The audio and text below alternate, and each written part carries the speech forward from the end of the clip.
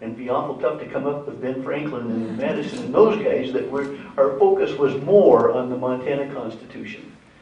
And so I'm going to just try to spotlight a few things to help us get our conversation going this afternoon that kind of stuck with me, that came up in the conversations from yesterday and earlier today. And maybe these will trigger some comments on the part of some of you. The right to dignity, that's unique in our Constitution. Is it a standalone right, or is it an underlying right? And if either one of is the case, what's the significance of that?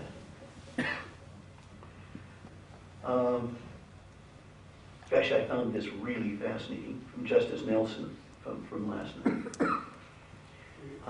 He commented that he's always held the view that a constitution is a living document. And I'd always thought that myself.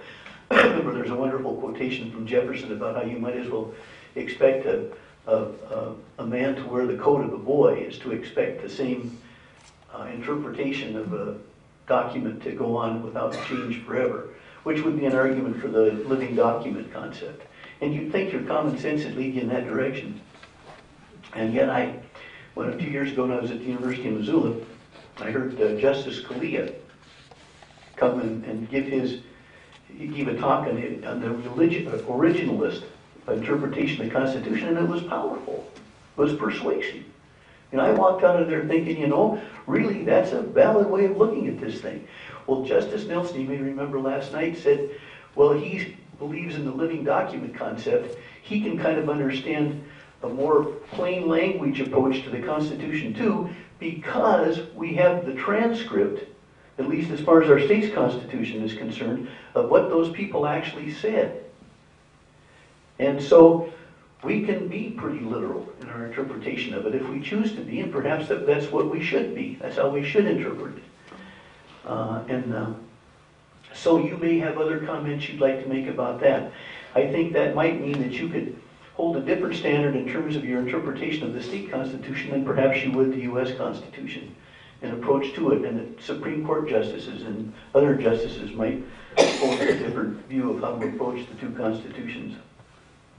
Article 10, Section 1, the unique recognition in our Montana State Constitution of the contribution of our Native American people. Has it been adequately implemented? I know over the first 10 years I was in the legislature after it was a part of the Constitution, absolutely nothing was done meaningful about that. And perhaps that's still the case. I don't know what you think about that. The Citizens United decision, getting a little bit more into the federal realm, but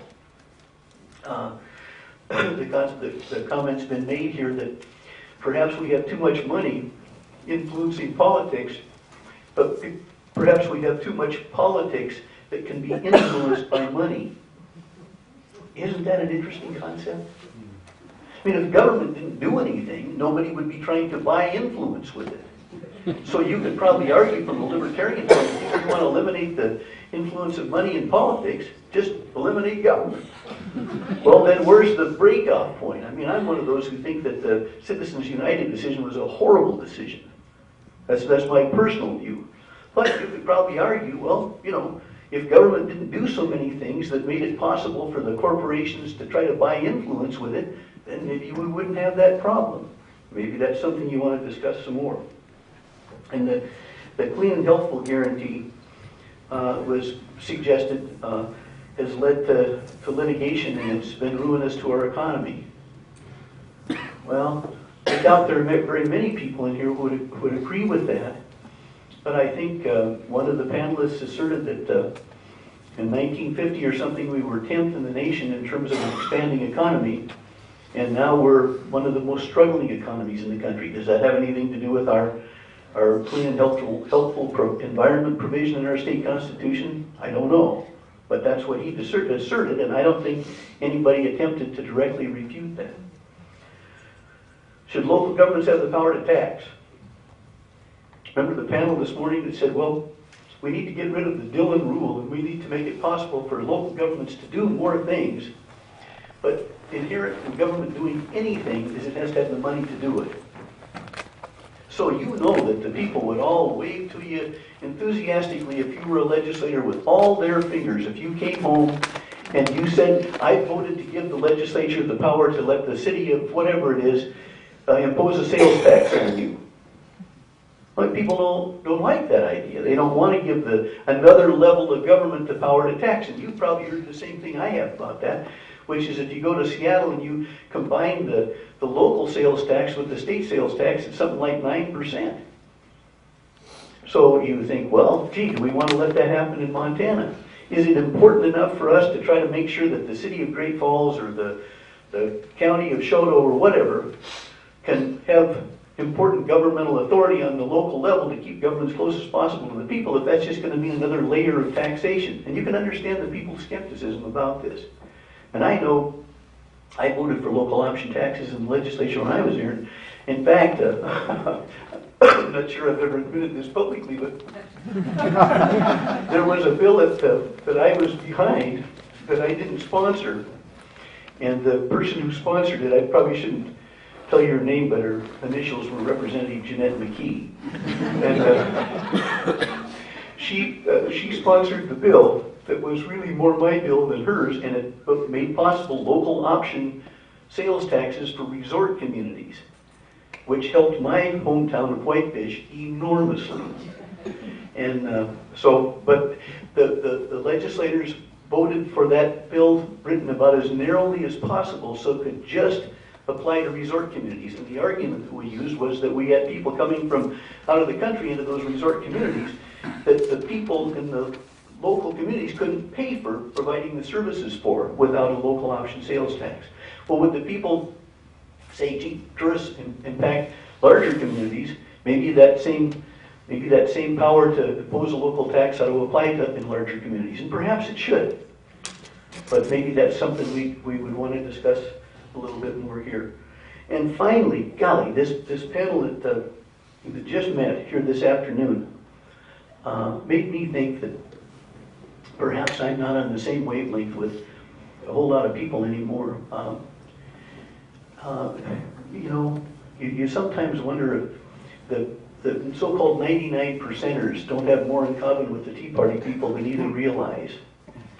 And I'm not sure if that's the correct interpretation to draw from the last panel or not, but when I grew up and learned American history, and when I taught it as a high school teacher, generally the North were the good guys in the Civil War, and this business of nullification would lead invariably to secession, which would lead to the Civil War.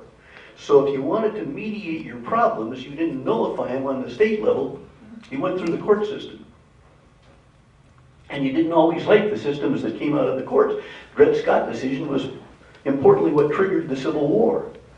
And I don't think much better about the Citizens United decision personally, but those things can be worked out. And once you start saying, well, states can pick and choose on the basis of their interpretation of the Constitution, which federal laws apply within the state, it seems to me that you're headed for big trouble. And so I think of when the Civil Rights, I don't remember, it was the Civil Rights Act of 1957, I think, was defied in the state of Arkansas. Ike sent the troops in. The governor of Arkansas defied them. But whether the basis was a supremacy clause or whatever it was, the federal government prevailed. And in my view, that's a good outcome. And I don't want to see sheriffs and the Montana National Guard and that sort of thing locking horns with the federal government. I think we can mediate these problems through the court system. And I would hope that that's the way modern history, the direction that modern history goes. But I think that's something else you may want to discuss here. Now, I probably used 25 of my 10 minutes, I don't know, but anyway, I guess now would be a good time, it's just about 4 o'clock, to see whether you have questions or comments, and maybe you could direct them to each other as well as to Pat and I. I'm not sure either of us are really experts on these things as many of you are. But we'll begin with Arlene. Arlene? Well, Secretary of State Brown, you made some mention of our panel, and one question was left unanswered. Joe said something to the effect that our economy has really suffered because of the environmental article.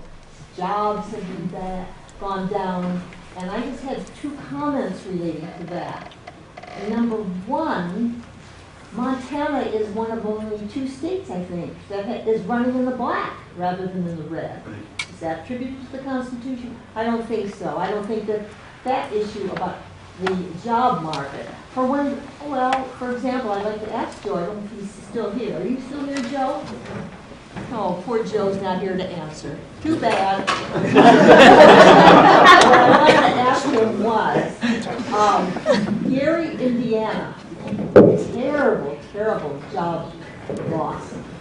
Does Illinois have a new constitution? Can we blame it on the Constitution that Illinois is having problems with the job market? I don't think there's any correlation between the job market and the fact that we have the environmental article in the Constitution. That's one point. The other point I'd like to bring, as long as I have the floor for a minute, I wanted to say, Constitution isn't perfect, and even where we have perfect provisions, some of them have never been implemented. And I'm thinking specifically of Article 8, Section 4, relating to a code of ethics. It reads, the legislature shall provide a code of ethics prohibiting conflict between public duty and private interest for members of the legislature and all state and local officers and employees. When I was active with the League of Voters, I also did a television program for Montana Television Network, and I sat in that Senate chamber and I heard them discussing a bill having to do with distilleries for liquor. And one of the legislators got up, and I think you remember her, both of you.